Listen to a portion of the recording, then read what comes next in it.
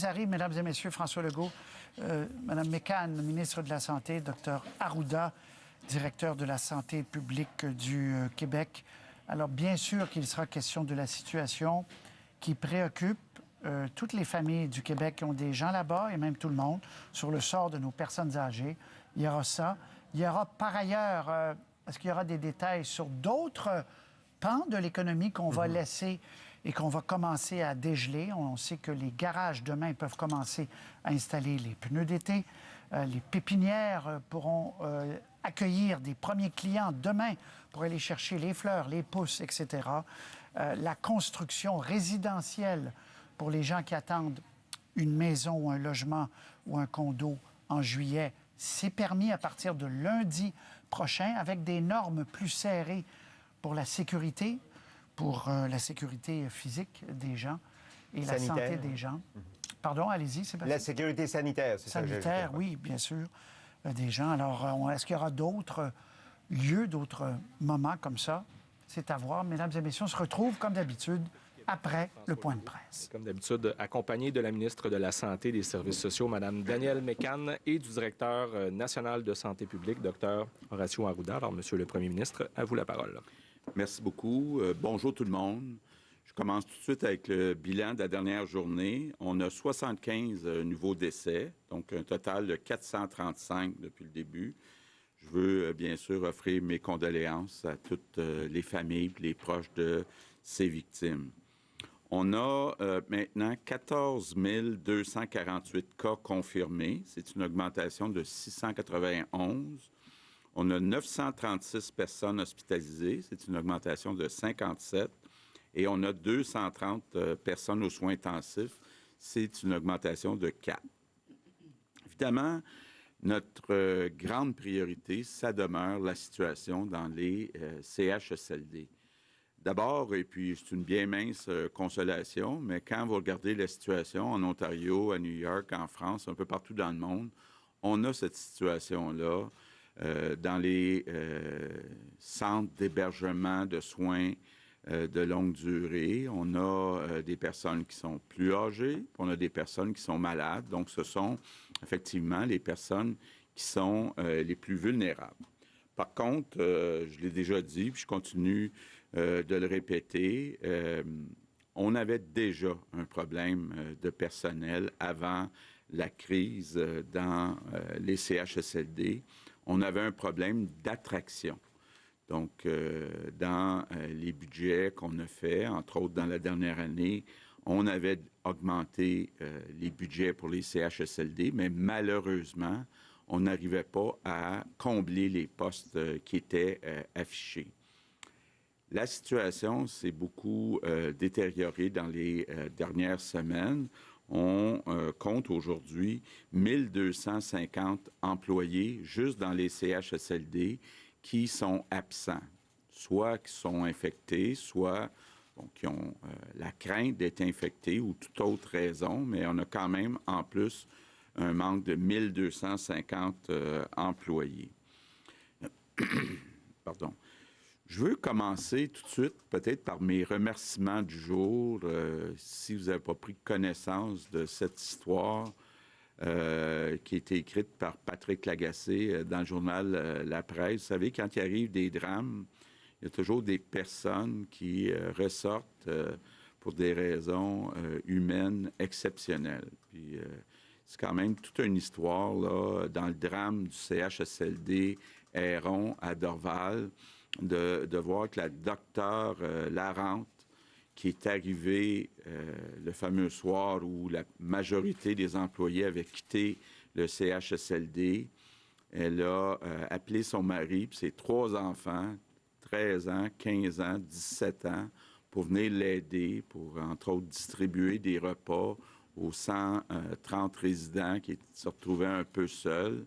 Évidemment, c'est le genre de situation qu'on ne peut pas imaginer en 2020 au Québec.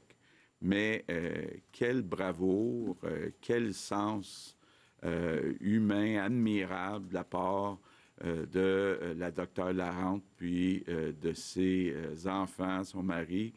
Évidemment, je veux, au nom de tous les Québécois, la remercier Et la raison pourquoi je voulais commencer par parler de la docteure Larente, c'est parce que je voudrais lancer un peu un appel à tous. Dans les CHSLD, je viens de le dire, on manque de personnel médical. On est en train de transférer du personnel médical qui était dans les hôpitaux vers les CHSLD, du personnel du personnel de toutes sortes. Là. Puis je vais peut-être revenir sur une remarque que j'ai faite hier. J'ai dit même les médecins spécialistes ont une formation générale en santé avant d'étudier dans une spécialité et peuvent venir combler le poste, par exemple, d'une préposée aux bénéficiaires. Ils sont capables de le faire, mais je ne voulais pas, en disant ça, insulter les médecins généralistes, les médecins de famille.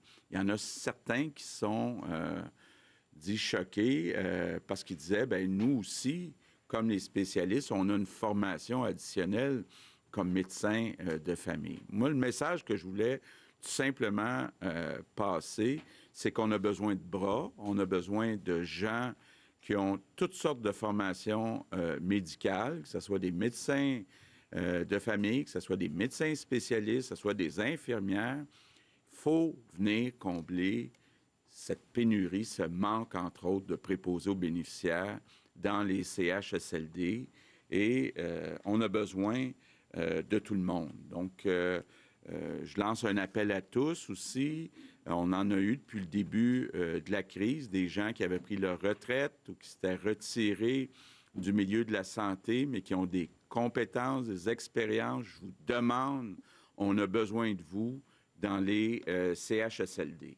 Bon, vous avez vu aussi, on a fait appel à tous les enseignants qui enseignent en sciences infirmières ou en soins médicaux, que ce soit dans les centres de formation professionnelle, dans les cégeps. C'est pas une question là, de décret qu'on veut forcer quelqu'un, là, mais on parle de plus de 2000 personnes qui enseignent, qui ont des compétences en santé.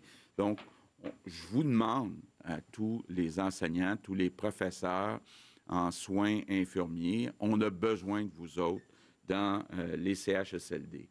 On est en train de faire le tour aussi des entreprises d'économie sociale. Il y en a certaines qui donnent des soins à des patients, que ce soit à la maison ou ailleurs. Encore là, on fait un appel à tous pour venir travailler dans les CHSLD. Ce qu'on a aussi conclu, puis tantôt, le docteur Arruda, je vais lui céder la parole, on a convenu d'une façon de fonctionner pour que certains proches aidants puissent venir dans les CHSLD. Bon, on veut que ce soit des personnes qui ont quand même une expérience, qui l'ont déjà fait, des personnes aussi qui sont connues des établissements. Évidemment, on va prendre toutes sortes de précautions, avoir un test négatif, avoir les équipements médicaux, pas se tenir proche des autres patients ou des employés, mais aller s'occuper juste de la personne qui connaissent. Puis quand ils retournent à la maison, bien sûr, faire attention de continuer de garder le 2 mètres là, pour ne pas s'infecter. Donc, je parlais hier de la balance des inconvénients. C'est ce qu'on a pesé. Puis on pense que compte tenu du manque de personnel dans les CHSLD, ça vaut la peine de demander à certains proches aidants de venir nous donner un coup de main. Mais je vais être clair, par contre. Si vous n'êtes pas un proche aidant qui est identifié par les responsables des établissements, l'interdiction des visites demeure. Puis je ne voudrais pas, là, je comprends que beaucoup de personnes voudraient voir leur père, leur mère, aller les visiter, mais je ne voudrais pas non plus qu'à répétition, on demande aux responsables des CHSLD d'absolument pouvoir venir voir son père ou sa mère. Là. On parle juste des personnes qui vont être identifiées par les responsables des établissements, quand même limiter le nombre pour éviter la propagation du virus. Bon, j'avais demandé aux gens responsables des établissements de s'assurer d'avoir un responsable qui appelle les familles. On me dit que ça fonctionne bien. On me dit que 95 des établissements ont appelé les familles. Donc, il en reste un 5 là. On va poursuivre de ce côté-là. Je pense que c'est important, étant donné qu'il n'y a pas de visite, sauf les proches aidants identifiés, de donner des nouvelles aux familles.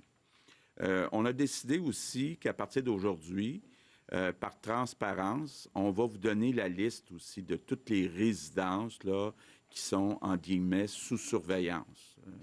Je veux vous dire d'ailleurs qu'on a terminé la visite des 2600 résidences. Juste vous dire, là, parce que je sais que certains ont demandé des rapports d'inspection. Là, on n'est pas en train de faire de la paperasse. Là. Ce qu'on voulait, c'est d'aller de visu, voir où il y a des problèmes, voir quelles sont les résidences qu'on doit surveiller, aider. Donc, l'idée, c'est pas de faire de la paperasse, là, c'est surtout de se donner une liste. Et puis, sur les 2600, il y en a 41 résidences aujourd'hui qui sont plus critiques, plus où on doit suivre la situation d'un peu plus proche. Évidemment, ça va changer de jour en jour. Là, on va republier la liste à chaque jour. Donc, soyons prudents sur l'utilisation de la liste. La liste qui était bonne hier soir sera peut-être pas bonne ce soir. Donc, il y en a des résidences qui vont s'ajouter, d'autres qui vont sortir de la liste. Donc, je termine en vous disant, je comprends que c'est difficile la situation dans les CHSLD. Peut-être qu'on ne s'attendait pas à autant de personnes infectées. C'est un virus qui frappe très fort. On a vu que dans certains cas, du personnel qui n'avait même pas de symptômes a probablement infecté des résidents. Et donc, il faut comprendre qu'on n'arrivera pas malheureusement à sauver tout le monde. Mais le gros problème est vraiment dans les CHSLD. Il faut dire que quand on regarde la situation dans les hôpitaux, c'est beaucoup moins pire qu'on pensait. Donc, les beaux jours s'en viennent quand même. Puis, on est plus convaincu que jamais qu'on est en train d'atteindre le fameux pic. Mais le pic, ça le dit, c'est le moment où il y a la pire situation avant que ça commence à s'améliorer. Donc, je veux encore une fois lancer un appel à tous. On a besoin de personnel expérimenté qui ont des compétences en santé dans nos CHSLD. Oui, on a comblé une bonne partie des postes, mais à chaque jour, il y a malheureusement du personnel additionnel qui s'absente et puis des besoins qui s'amplifient avec le nombre de personnes qui sont infectées à la COVID-19. Donc, je veux tout le monde vous dire, on va tout faire pour protéger nos aînés, pour les soigner dans la dignité, mais on a besoin de l'aide de toutes les personnes qui peuvent venir nous donner un coup de main dans les CHSLD. Few words in English because before I let Dr. Arruda talking more Je about vais céder le micro au Dr. Arruda pour les règles qui seront mises en place. Good afternoon. Donc, bon après-midi à As I tous. said, since few days now, Comme our je le dis depuis quelques jours maintenant, remains notre toute première priorité, c'est la situation dans nos résidences pour aînés. Nous déployons plus de professionnels de la santé à partir des hôpitaux et vers les résidences. En même temps, il nous manque du personnel. Je demande donc à toute personne disponible, tout travailleur de la santé, de se manifester et de nous prêter main forte. Je fais appel à votre sens du devoir pour venir nous aider à protéger les plus vulnérables. Nous avons besoin de vous. Nous allons également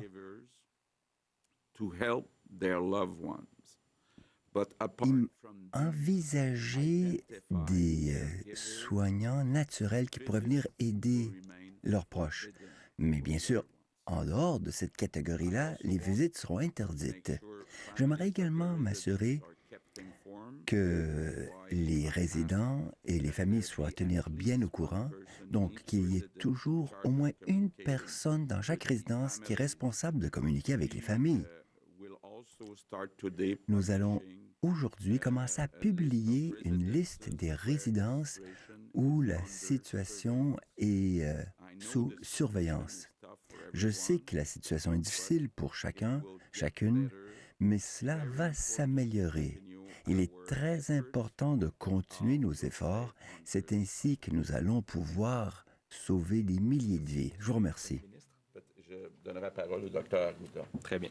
Bonjour tout le monde. Depuis le début, toutes nos actions visent à protéger la santé de la population et particulièrement de nos plus vulnérables, les gens d'en haut de 70 ans. On savait d'emblée que ce serait impossible, ici comme ailleurs dans le monde, d'éviter tous les cas. Et malheureusement, c'est cette population-là qui est très fragile et touchée par le virus. On a voulu aussi maintenir notre capacité de traiter les cas, c'est-à-dire d'aplatir la courbe et ne pas se retrouver dans une situation comme dans d'autres pays où on arrive à choisir entre certaines personnes pour accéder aux soins intensifs. Donc, ça a marché. La courbe a été aplatie grâce au travail que vous avez fait avec nous, grâce au respect des consignes. Vous savez, pour la santé publique, brimer les droits de la personne, il faut avoir des bonnes raisons. Ici, on a voulu sauver des vies et je demeure convaincu qu'on en a sauvé plusieurs et qu'on n'a pas eu à faire des choix difficiles comme ils ont eu lieu ailleurs dans le monde. Comme mesure, on interdit aux visiteurs en CHSLD et en résidence pour personnes âgées, on aurait interdit les visites, puis ça a marché. La situation aurait été beaucoup plus pire si on ne l'avait pas fait. Nos hôpitaux seraient pleins à craquer probablement actuellement avec beaucoup de gens qui seraient à l'hôpital et aux soins intensifs. Il faut comprendre que, notamment avec la connaissance qui s'améliore, on se rend compte aujourd'hui, ce qu'on ne savait pas au début de l'épidémie, que plusieurs personnes étaient asymptomatiques et pouvaient contaminer les gens autour d'eux. C'est ce qui est probablement arrivé avec des gens qui revenaient de voyage ou qui l'auraient attrapé ailleurs, qui sont rentrés dans les CHSLD, là où il y a une concentration importante de gens très vulnérables, et ça a amené les décès qu'on voit actuellement, qui nous dérangent tous, bien entendu, mais qui sont un phénomène qu'on observe aussi ailleurs, dans d'autres provinces, dans d'autres endroits où il y a une concentration de personnes âgées. Beaucoup de gens nous écrivent, je reçois beaucoup de courriels personnels pour changer les consignes. Aujourd'hui, je vais vous demander la collaboration de tous pour respecter à la lettre ce qu'on va faire en CHSLD. Le premier ministre en a déjà énoncé quelques éléments, mais je veux vous le dire, c'est très important que vous compreniez que vous devez respecter ce qu'on vous dit actuellement.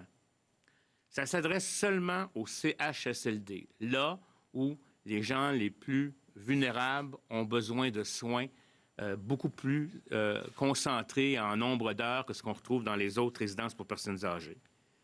Et cette chose-là va être faite pour ces patients-là et leurs proches aidants soignants. Il faut comprendre que ce sont des gens qui sont connus avant la pandémie. C'est des gens qui allaient régulièrement, avant la pandémie, offrir soit de l'alimentation, de l'hydratation ou de l'hygiène. Il y en a à peu près 10 % des gens en CHSLD qui ont ce genre d'aidants naturels.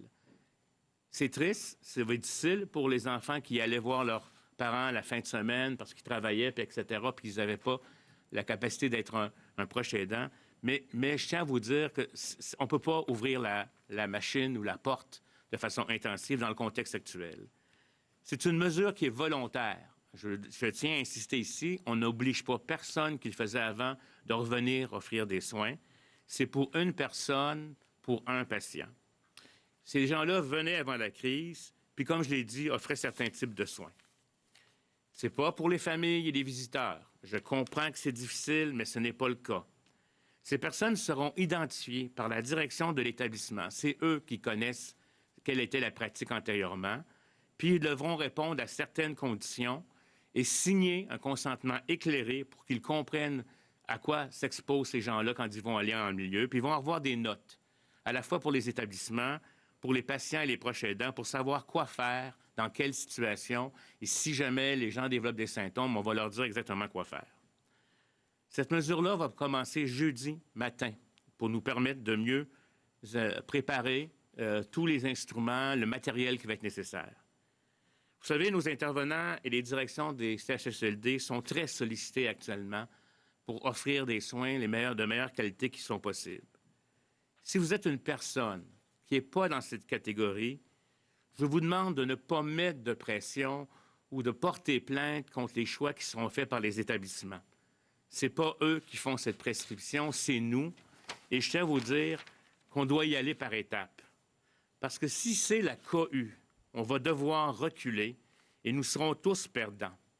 Je vous supplie donc d'être patient, et je sais que c'est difficile, et de respecter les consignes qu'on va donner, mais on va permettre à certaines personnes qui sont des aidants antérieurs, avec des gens qui sont dans une situation de très grande vulnérabilité, de réavoir un certain contact. Plus on va respecter les consignes, plus on va s'en sortir rapidement, plus on va être en mesure d'élargir les approches, puis plus on pourra revenir, j'espère, à la normale. Je vous remercie et je vous demande, surtout à ceux qui ne seront pas visés par cette mesure, parce que ça va être la majorité des gens, de respecter celle-ci, même si c'est difficile ce qu'on vous demande encore. Merci à vous. Donc, pour la période des questions en français, nous allons débuter aujourd'hui avec Patrice Bergeron de la presse canadienne. Bonjour à vous. Monsieur le Premier ministre, je vous cite, la semaine dernière, en conférence de presse, vous avez dit que vous rencontrez donc les équipes de la santé tous les matins. Je pose la question à l'équipe, est-ce que le patron du CHSLD est compétent? Est-ce qu'on vous a déjà dit, par exemple, qu'il y en avait des pas compétents? Qu'est-ce qu'on vous répond? Puis qu'est-ce que vous faites si on vous répond qu'ils ne sont pas compétents? Bien, on va les aider. C'est ça qu'on regarde, là, puis c'est ça qui est l'objectif, là, c'est de regarder est-ce que la situation est bien gérée? Est-ce qu'il y a des zones chaudes, des zones froides? Est-ce que le personnel sait exactement comment utiliser les équipements, etc., etc.? Donc, je ne sais pas si vous faites référence, par exemple, au CHSLD Héron, là, mais on savait qu'il y avait un problème de la direction, mais on ne savait pas l'ampleur du problème. Là, je vous le dis, aujourd'hui, il y a 41 résidences là, qu'on surveille de très proche, où il y a, entre autres, beaucoup de cas. Donc, c'est le rôle là, des responsables des résidences de s'assurer. Puis là, on est allé faire plus que ça. Il y a eu des gens qui sont allés visiter physiquement chacune des 2600 résidences. Donc, ils ont eu le temps de rencontrer la direction, de poser quelques questions, puis de voir qui a la situation sous contrôle, puis qui a moins la situation sous contrôle. Par ailleurs, j'ai une question ici d'une collègue qui vous demande, on vous sait préoccupé par la reprise économique. Allez-vous revoir les seuils d'immigration à la baisse si cette reprise se fait plus lente que prévu? Bien, on n'est pas rendu là, mais effectivement, c'est quelque chose qu'on va regarder. Je pense qu'il faut tout revoir. Puis, entre autres, bien, le nombre d'immigrants avec le taux de chômage élevé qu'on va avoir dans les prochains mois, bien, on pourrait effectivement réduire le nombre. Prochaine question, Olivier Bossé, Le Soleil. Bonjour. Dans les gens que vous voulez ramener dans les CHSLD, vous avez parlé de 1200 absents. Est-ce que ça veut dire que vous avez besoin de 1200 ou vous avez besoin de plus ou avez-vous un ordre de grandeur? Oui, comme je le disais, bon, déjà, on en manquait avant. Par contre, là, de façon temporaire, on a pris des gens des hôpitaux pour les amener dans les CHSLD. Donc, on a comblé une bonne partie. Mais ces gens-là vont devoir éventuellement retourner à l'hôpital parce qu'il va falloir reprendre les opérations, entre autres, qui ont été retardées. Bon, un grand espoir qu'on a, c'est 2600 de l'éducation, 2600 profs qui connaissent les soins de santé, qui pourraient venir travailler dans les CHSLD. Je veux dire, ça serait extraordinaire.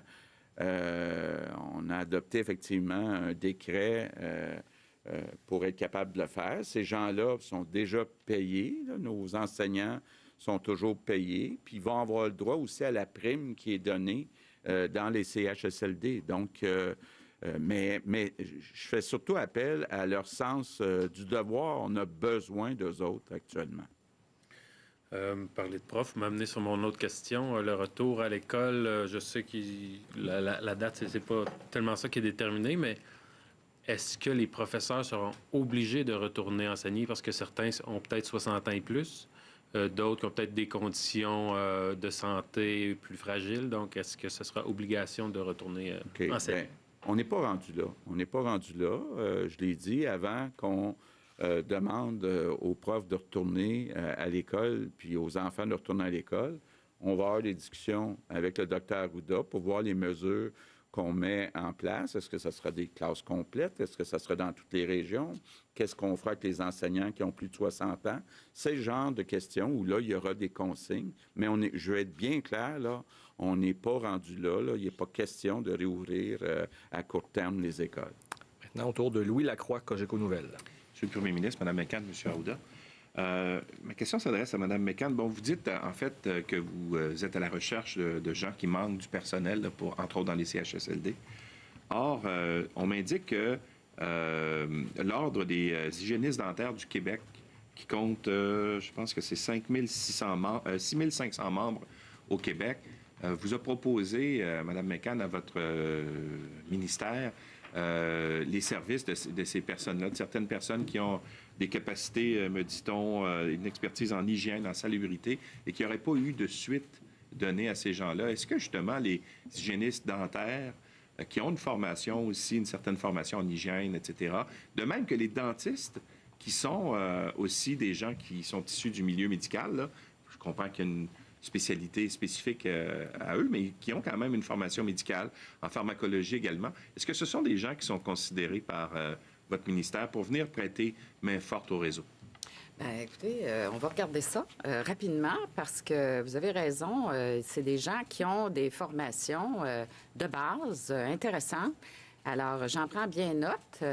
Et j'ajoute, tout ordre professionnel qui considère qui pourrait nous donner un coup de main, nous, on est ouvert à ça. Alors, on va faire le suivi rapidement parce que, comme dit le premier ministre, on a besoin de tout le monde. J'ajoute également qu'on a des gens qui travaillent dans des entreprises d'économie sociale, là, qui s'occupent des gens à domicile, beaucoup. Mais il y en a qui sont disponibles actuellement, puis on travaille avec eux pour qu'ils viennent nous aider en CHSLD. Ça, c'est des gens très expérimentés là, qui peuvent donner beaucoup des soins de base à nos personnes en CHSLD. Alors, merci. Et si vous avez d'autres suggestions, nos suivis se font de façon très, très rapide dans le contexte actuel. Merci. Monsieur Arruda, quand vous avez fait les projections la semaine dernière, pas vous, vous n'étiez pas là, mais le docteur Massé, merci. On parlait d'un pic de pandémie, en fait, qui tournerait autour du 18 avril. Est-ce que cette date-là, dans vos projections, de la façon dont ça se déroule actuellement, est toujours une date qui est plausible ou si ça a été devancé? Est-ce que vous croyez que le pic va arriver plus tard? Est-ce que vous êtes ajusté par rapport à la projection de la semaine dernière? Si on parle du pic du nombre de cas, là, je vais faire une distinction entre le pic de nombre de cas versus le pic d'hospitalisation puis le pic de décès, parce qu'ils sont décalés dans le temps. Vous savez qu'on attrape la maladie, mais on ne meurt pas tout de suite. Donc, moi, je pense que les projections sont, par rapport au nombre de pics de cas, sont adéquates, même peut-être potentiellement devancées.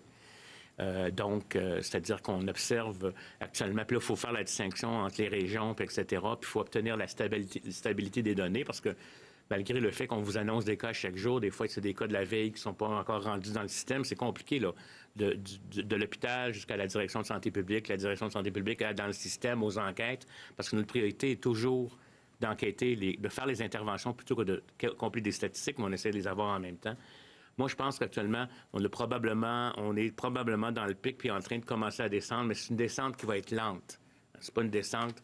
Comme on a aplati la courbe, on l'a aplati dans les deux sens, donc dans les faits, on l'a aplati, puis elle va probablement redescendre lentement comme telle, puis là, il va falloir mesurer l'effet de tout ça. Mais je pense que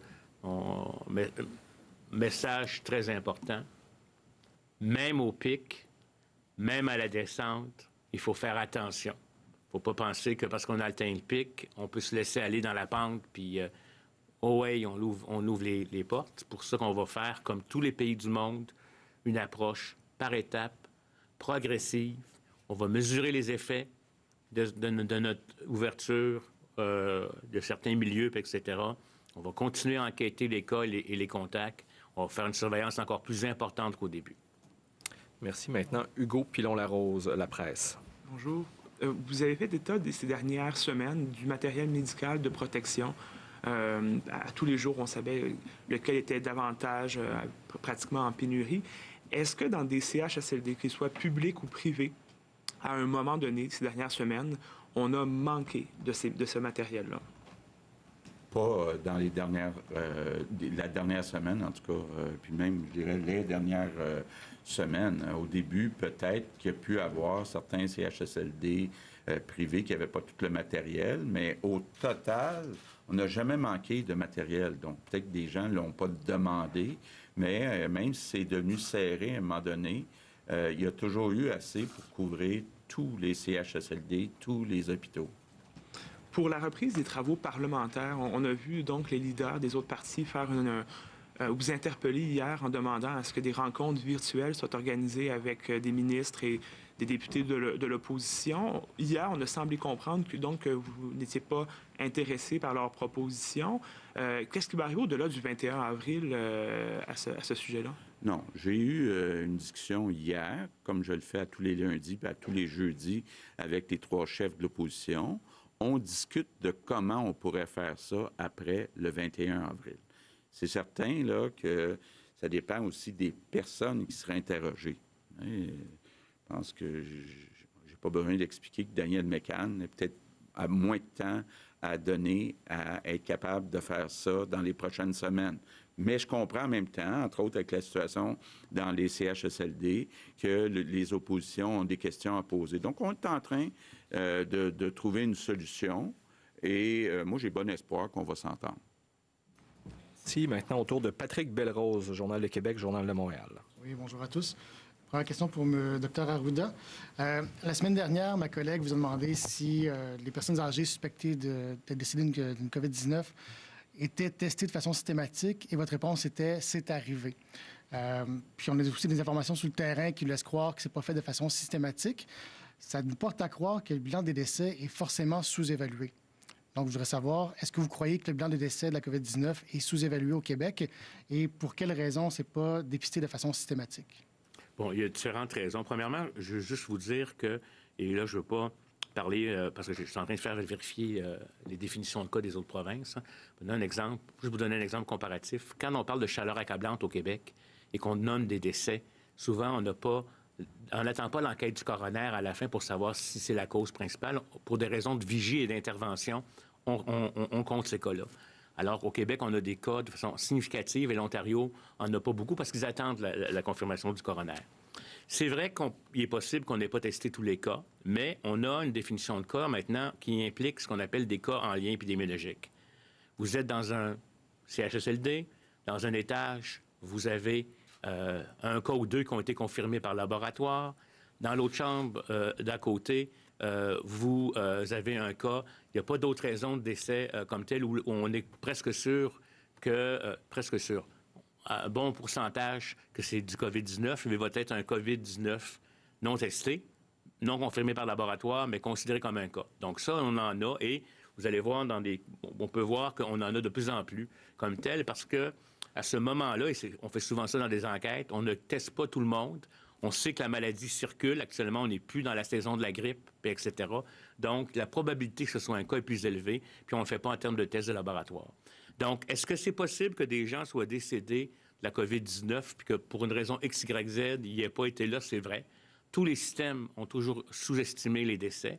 En Italie, on pense qu'il y a peut-être eu 3 à 10 fois plus de cas de décès que ce qui a été rapporté, parce que c'est normal à un moment donné. Mais quelque part, je vous dirais que comparativement à d'autres provinces par rapport à la quantité de tests qu'on fait, il y en a probablement. Ça serait presque impossible de penser qu'on n'a pas échappé quelques-uns, mais pas de façon significative, dans le contexte aussi où on compte les cas qui sont associés mais non confirmés par laboratoire. Il y a des fois aussi où en post-mortem, on n'est pas capable de le trouver, le prélèvement n'est pas adéquat, etc., etc. Je peux peut-être ajouter, là, comme ancien ministre de la Santé, le Québec a toujours eu la réputation d'être plus méticuleux que les autres États dans le monde. C'est vrai pour quand il y a eu des décès certains étés avec la chaleur accablante. On se demandait pourquoi on en avait plus au Québec qu'ailleurs. Bon, peut-être qu'ailleurs, c'était pas tout déclaré. Je me rappelle aussi de toute la question du nombre de suicides au Québec. Pourquoi on en avait plus qu'ailleurs? On s'est rendu compte, c'est parce qu'on faisait un suivi plus méticuleux qu'ailleurs. Donc, le Québec a toujours eu la réputation, comme on dit en québécois, d'être plus catholique que le pape. Moi, je suis pas trop inquiet de ce côté-là. Ça se peut qu'on ait échappé quelques-uns, mais je serais curieux de savoir ailleurs combien ils n'ont échappé. Merci, M. Legault. Question pour vous. Vous allez publier, comme vous disiez, la liste des CHSLD en situation critique. C'est vrai que les médias le demandaient. Par contre, on s'aperçoit ce matin que la liste qui a été publiée par un média contient une erreur. Est-ce que vous ne craignez pas que d'autres erreurs comme ça se glissent dans les listes que vous allez mettre en ligne et qu'on crée de l'inquiétude inutilement, disons, chez les parents des patients?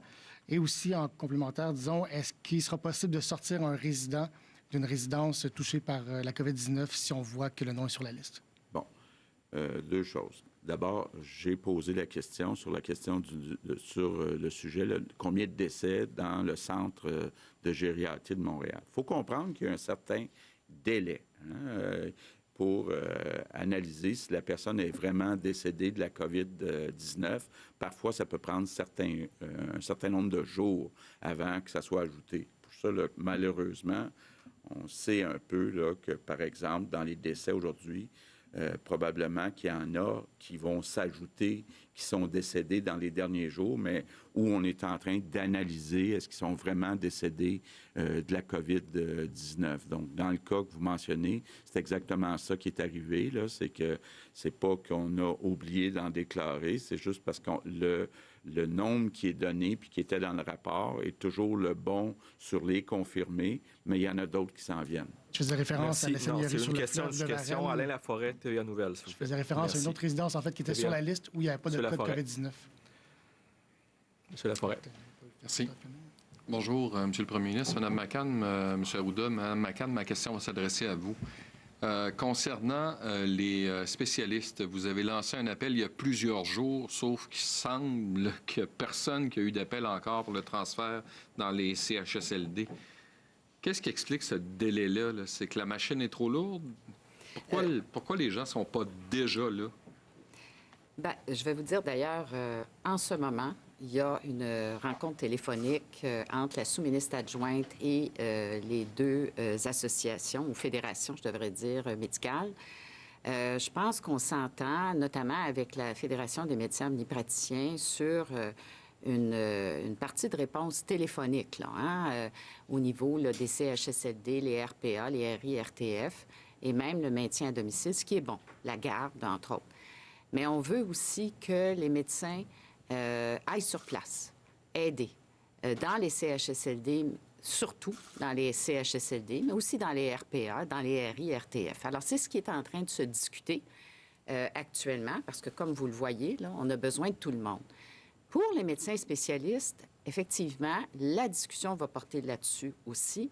Qu'est-ce que peuvent faire les médecins spécialistes, étant donné qu'ils sont médecins à la base, hein, comme tout médecin, et qui peuvent faire des choses certainement dans le contexte là, des résidences d'hébergement. Alors, eux aussi, ils offraient, par exemple, d'appeler les familles. Oui, mais il y a d'autres personnes qui peuvent faire ça là, actuellement. On est en train de s'organiser. Moi, je pense qu'il y a un rôle pour les médecins spécialistes en complémentarité ou en collégialité, je vous dirais, avec les médecins de famille. Alors, c'est exactement ce qui est en train de se discuter actuellement, puis on veut vraiment que ça avance rapidement.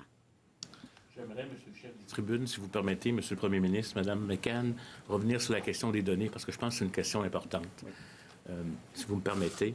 Je voudrais vous dire, vous ne pouvez pas vous imaginer l'effort qui est mis actuellement par des gens qui sont dans l'intervention pour collecter les informations.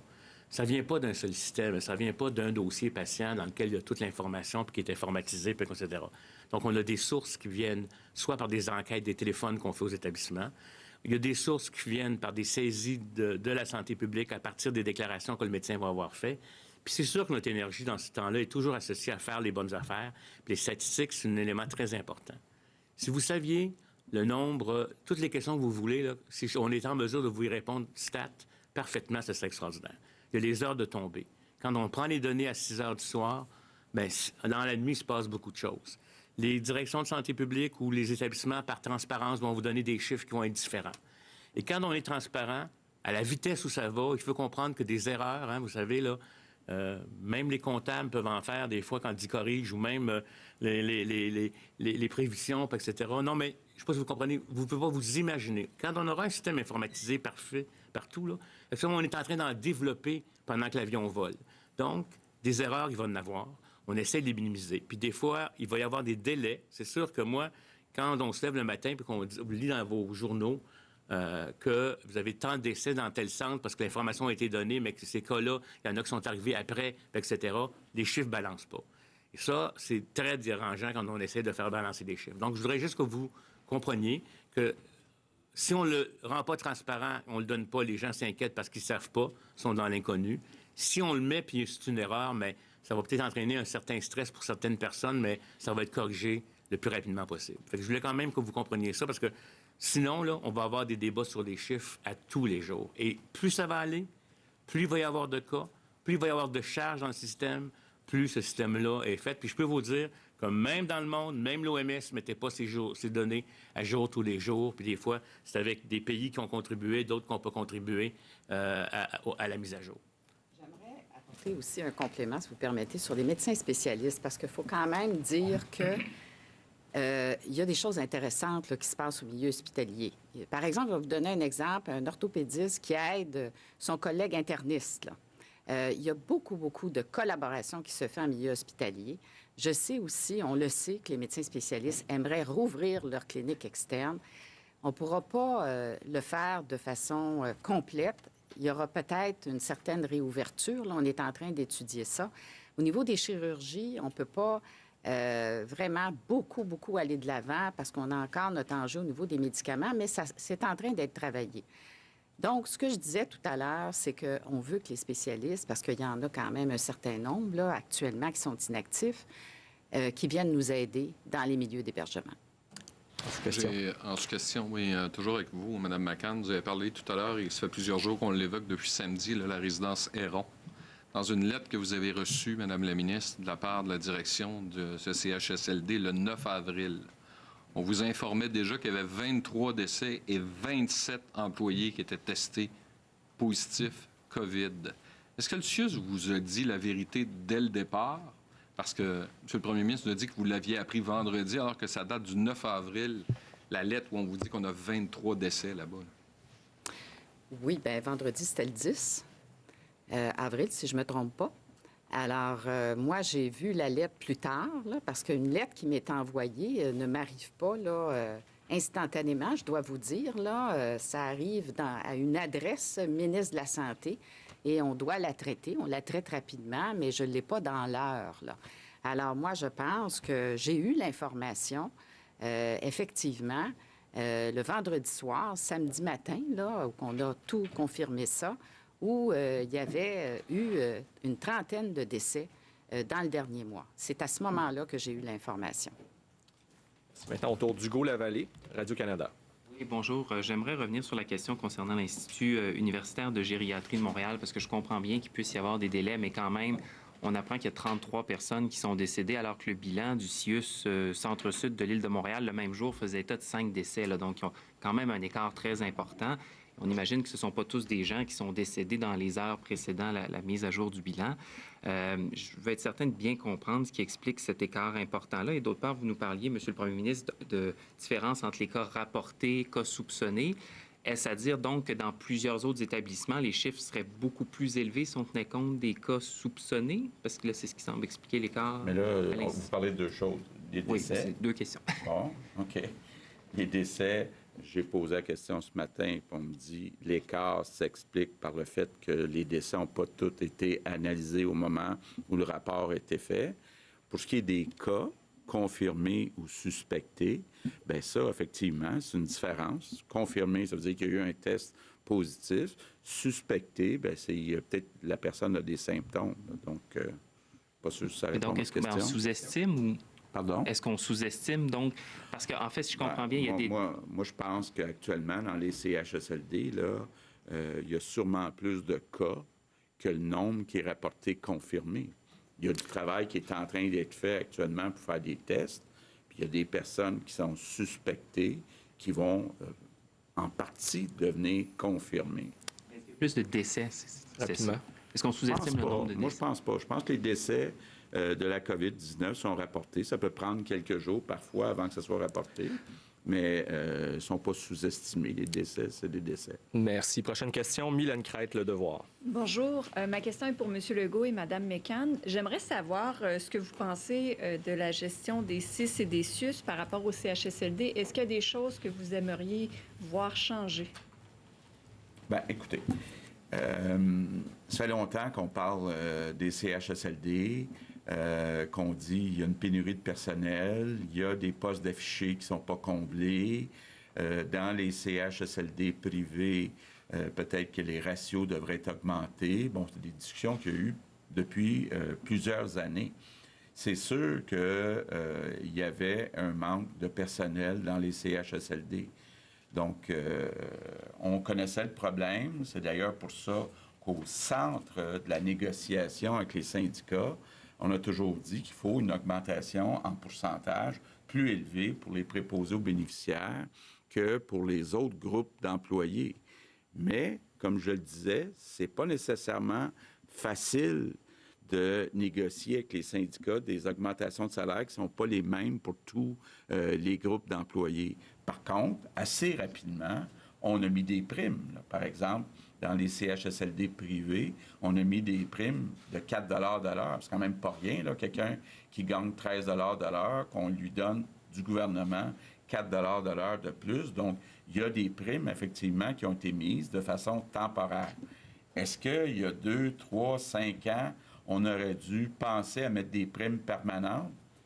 Je pense que oui. Aujourd'hui, on se dit, ces gens-là ont un travail important, puis on le voit quand il arrive une crise comme on vit actuellement. Puis, il faut le regarder, parce que je me suis rendu compte, moi, que quand on a augmenté les budgets des CHSLD depuis qu'on est au gouvernement, bien, malheureusement, on n'arrivait pas à dépenser tout l'argent qui était mis dans les CHSLD, parce qu'il y avait beaucoup de postes qui étaient affichés, mais pas comblés. Donc, il y a un problème d'attractivité, il y a un problème de salaire, mais plus que ça, il y a un problème qu'il n'y a pas assez de préposés aux bénéficiaires de formés au Québec. Donc, il va falloir, à l'avenir, que ce soit un métier, une profession qui est beaucoup plus valorisée. Pas juste le salaire, mais de façon générale, là, on le voit aujourd'hui comment, plus que jamais, les préposés aux bénéficiaires sont importants. Je ne dis pas qu'on ne le savait pas avant. Là, la preuve, c'est qu'on le dit depuis qu'on est au pouvoir, il faut augmenter le salaire des préposés aux bénéficiaires. Ma deuxième question porte, vous avez reconnu en début de conférence de presse qu'il y a probablement eu une transmission asymptomatique du coronavirus par des employés en CHSLD. Dans ce cas-là, est-ce que vous maintenez toujours la directive de la santé publique de rappeler au travail des employés qui ont été en contact avec une personne infectée et qui ne présentent pas de symptômes après 7 jours? Écoutez, l'enjeu de cette démarche-là est associé à, je vous dirais, le maintien des services. Parce que la personne qui revient, elle va porter, par exemple, un masque, puis elle va être dans une situation... D'ailleurs, elle le sait, c'est encore peut-être... les gens sont encore plus prudents dans ce contexte-là. Autant que faire se peut, vous comprendrez qu'on veut pas que quelqu'un meure parce qu'on n'a pas donné de soins. Il ne meurt pas du COVID-19, mais c'est véritablement, j'appellerais, des situations qu'on essaie de faire en termes d'exception. Je peux pas c'est pour ça que cette consigne-là a été mise en place. Et donc, souvent aussi, ces personnes-là, elles vont des fois aussi travailler dans des milieux où il y a déjà du COVID-19. Donc, comme je vous le dis, c'est une situation qu'on espère exceptionnelle, mais dans la balance des risques. Hein, puis on regarde aussi le 14 jours, c'est la période maximale d'incubation, alors qu'on sait que la majorité, ça va être un peu moins que ça. Mais le personnel qui rentre avec pas de symptômes et il va utiliser du matériel de protection pour éviter de contaminer les autres personnes. C'est pour ça qu'on a tellement besoin de renforts. On a 6 000 travailleurs actuellement qui sont absents là, du réseau pour toutes sortes de raisons. Alors, puis on veut donner du répit aussi aux équipes qui sont sur place. Alors, c'est pour ça qu'on fait tous les efforts. C'est notre priorité actuellement d'aller chercher le personnel. Merci. Donc, juste pour préciser, il y a 6 000 personnes dans tout le réseau de la santé, dont 1 250 dans les CHSLD qui sont absents. Juste pour que... Donc, c'est tout le temps que nous avions pour les questions en français. So, we'll switch in English and we'll start today with Cathy Sonnet from CBC News. Hi, good afternoon. Bonjour. You repeated, Mr. Arruda, Monsieur Arruda, vous avez parlé des aînés de leur famille et le fait que vous n'ayez pas vu votre famille depuis longtemps. Monsieur Legault, vous dites que vous ne pouvez vous rendre à l'anniversaire d'un de vos fils. Comment réagissez-vous au fait que M. Trudeau a franchi la frontière pour passer la longue fin de semaine avec sa famille à son chalet? Quand vous avez une telle réaction des Québécois et des Québécoises dans les médias sociaux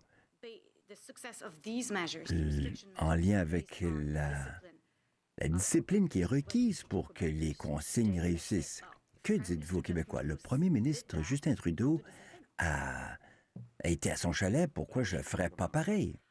Réponse, je n'ai pas de commentaire.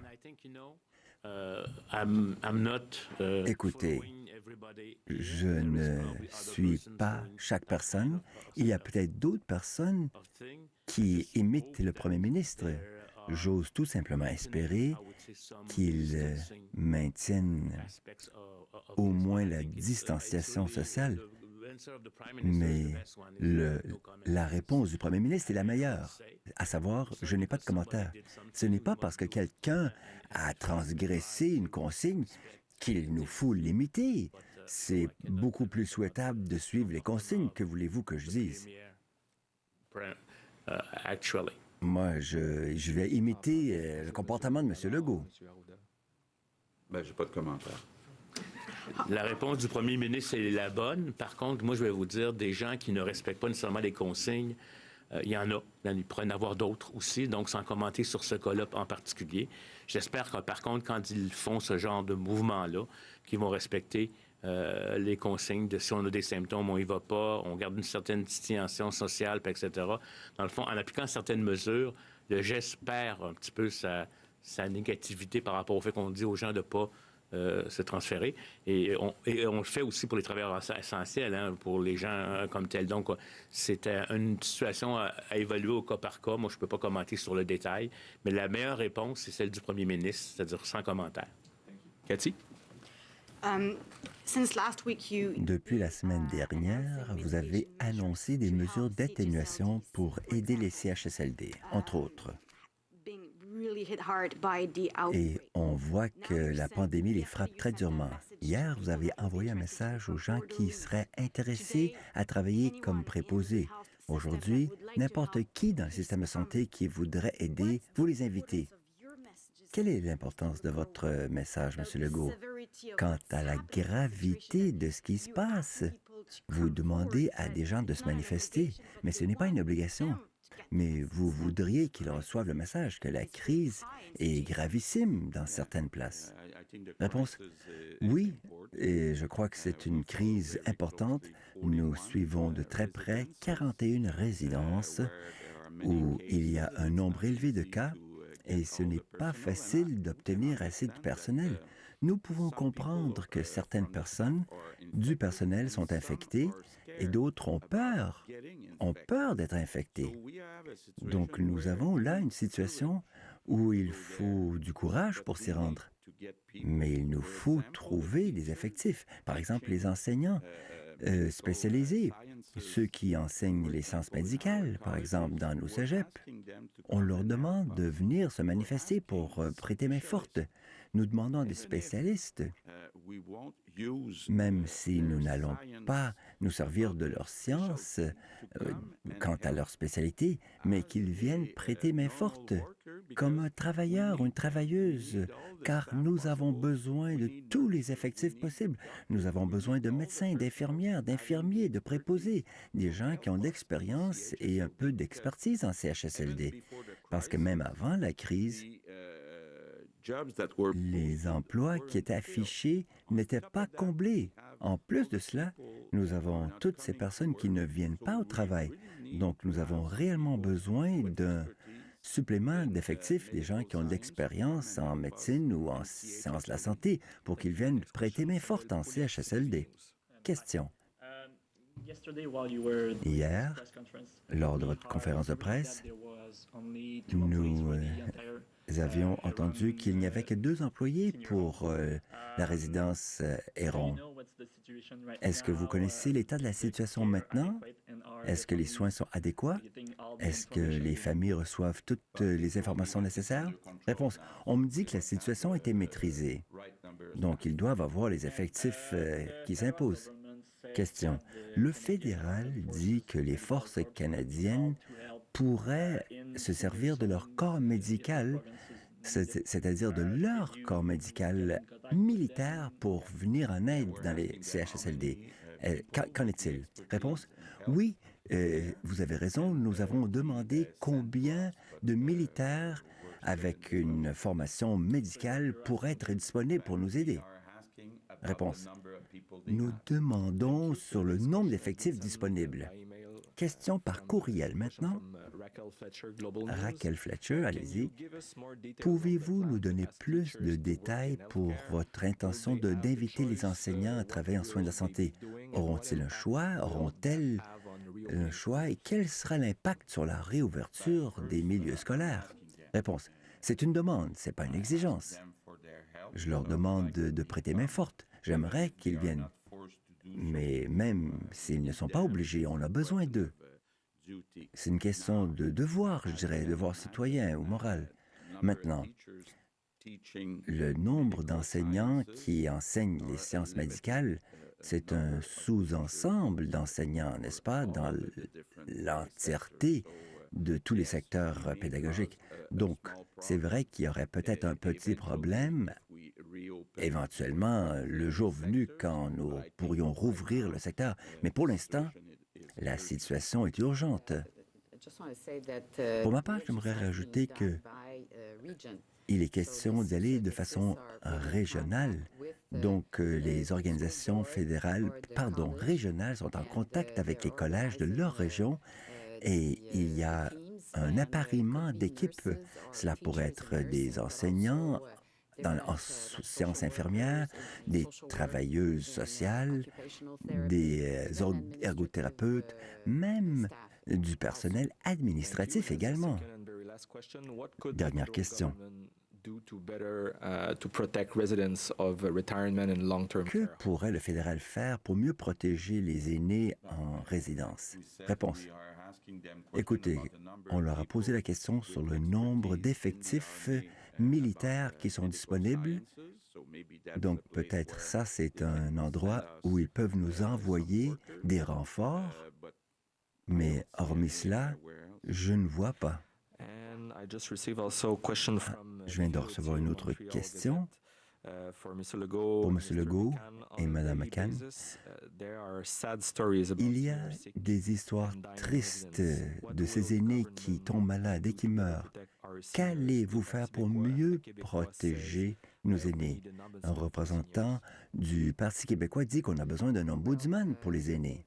Réponse. Je pense que pour l'instant, la priorité, c'est d'avoir plus d'effectifs. Ça, c'est la clé, selon moi, afin d'offrir les soins et pour offrir du répit au personnel qui est là depuis le début. Maintenant, d'adopter toutes les mesures qui ont été recommandées par différents experts, mais également pour essayer de les mettre en place et les mettre en œuvre. Nous en avons parlé avec vous afin d'avoir des zones froides, des zones chaudes Et également, si nous avons plus de personnel, nous serons à même, comment dire, d'avoir des gens vraiment voués à certaines unités et ils n'iront pas à une autre unité, ils ne changeront pas d'institution.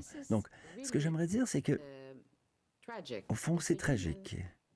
C'est une tragédie humaine. C'est très difficile pour les familles et c'est vraiment très difficile pour le personnel également. Nous perdons des gens qui nous sont vraiment chers et nous n'allons pas arrêter pour mettre tout en place pour les protéger.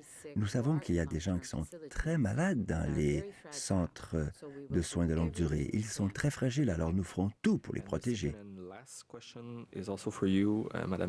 Dernière question, Madame McCann. On entend dire que l'aide annoncée pour les CHSLD n'arrive pas à la bonne vitesse. Madame Blais fait lancer un appel pour des bras supplémentaires. Pourquoi la bureaucratie est-elle si lente? Réponse, écoutez, nous y parvenons quand même. Le temps d'organiser les gens qui arrivent du secteur de l'éducation, et comme je l'ai mentionné en français auparavant, nous avons les entreprises d'économie sociale également. Nous avons des centaines et des centaines de personnes qui vont venir nous aider. Et ça, c'est à court terme. Donc, nous sommes en train de nous organiser rapidement. Nous obtenons des résultats vraiment rapidement lors de cette crise. Et je pense que nous allons avoir ces effectifs supplémentaires pour donner du répit au personnel actuel. Merci. Merci tout le monde et à demain. Une tragédie est en train de se dérouler dans les CHSLD.